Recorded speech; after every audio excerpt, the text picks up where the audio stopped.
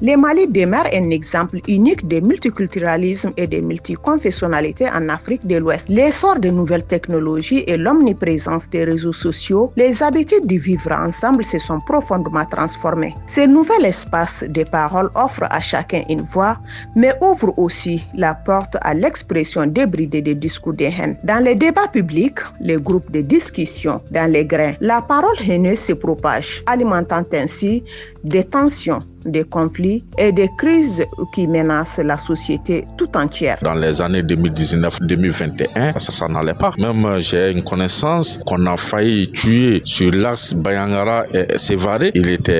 C'est un bois, il est clair, mais les Dozo pensaient que c'était un peu. Il a fallu beaucoup d'appels pour qu'on puisse le libérer. Même aujourd'hui, quand on envoie ces derniers vers Gundara, il ne reviendra pas. Les discours de haine attisent la méfiance et engendrent des fractures entre les communautés. Face à ces phénomènes inquiétants, les leaders religieux occupent une place primordiale dans la lutte contre la haine. L'imam Ousmane Diarra rappelle l'importance de leur engagement. C'est l'action de la sensibilisation dans nos lieux de culte. Sensibiliser les fidèles, leur faire comprendre que l'islam est une religion d'amour, même si tu n'es pas de même point de vue que ton frère ou ta sœur ou de la même croyance, même s'il y a une divergence de croyances, mais c'est un être humain. Dieu l'a honoré, Dieu l'a respecté et tu dois tout faire pour le respecter aussi et de ne pas lui vexer et de tenir quand même des paroles qui permettent à la personne de se retrouver et de ne pas être frustré. C'est les leaders eux aussi qui doivent montrer l'exemple, eux-mêmes à travers leurs discours, eux-mêmes à travers leur comportement, leur façon de faire. Nuhum Kone, représentant de la Commission nationale des droits de l'homme, CNDH, à Mopti et enquêteur expérimenté, côtoie quotidiennement les différentes communautés du centre du Mali. Son observation est sans appel. La prolifération des discours de haine crée un climat délétère, propice à l'émergence de conflits complexes et de graves crises communautaires. Nuhum Kone. Dans le temps, moi je dirais que la crise, même quand on pige les sources de la crise malienne, c'est les discours de haine qui ont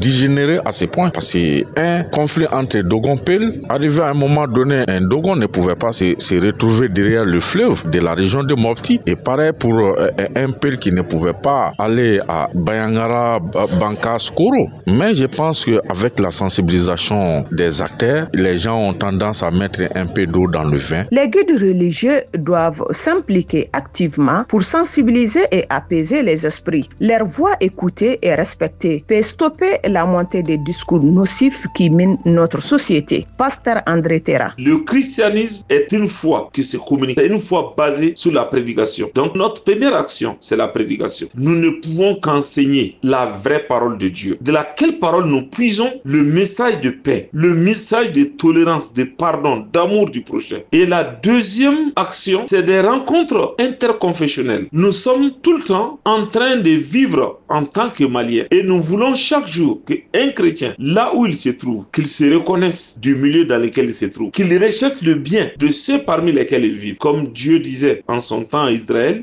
recherchez la paix de la ville où je vous ai déporté, car cette paix dépend la vôtre. Donc aujourd'hui, nous ne pouvons pas être citoyens d'un pays, nous illustrer par un message qui contredit la parole de Dieu. La parole de Dieu, elle nous enseigne d'aimer les autres comme nous-mêmes. Et la parole de Dieu dit, même ceux-là qui nous veulent du mal, nous devons leur faire du bien. Ceux qui nous maudissent, nous devons les bénir. Et ce message doit être une réalité. Dans le cadre de l'instauration de la paix et de la stabilité, les discours de haine sont néfastes pour la cohésion sociale et le vivre ensemble. Mamadou Boussanga Traoré, jeune cinéaste et réalisateur, il met l'accent sur le rôle des leaders religieux pour éradiquer les phénomènes. Vous savez, un discours de haine est la manifestation d'une situation d'inconfort. Très généralement, la personne qui s'exprime ne mesure pas l'impact de ces propos. Et comme vous l'avez si bien dit, cela peut causer des problèmes non seulement à la personne qui stipule, mais aussi devenir un cas social très critique. Et tout cela peut être perçu comme propagande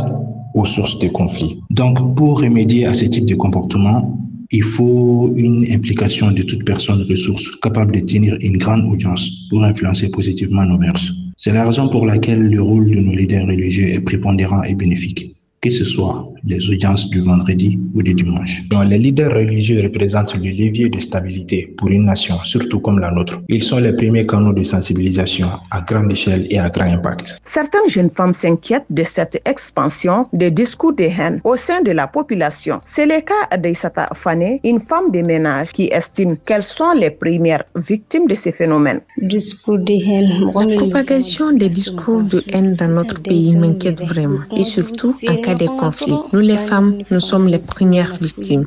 Et les jeunes d'aujourd'hui ne respectent aucune mœurs. C'est pourquoi l'État et nos leaders, surtout religieux, doivent faire face à ces phénomènes avant qu'il ne soit trop tard.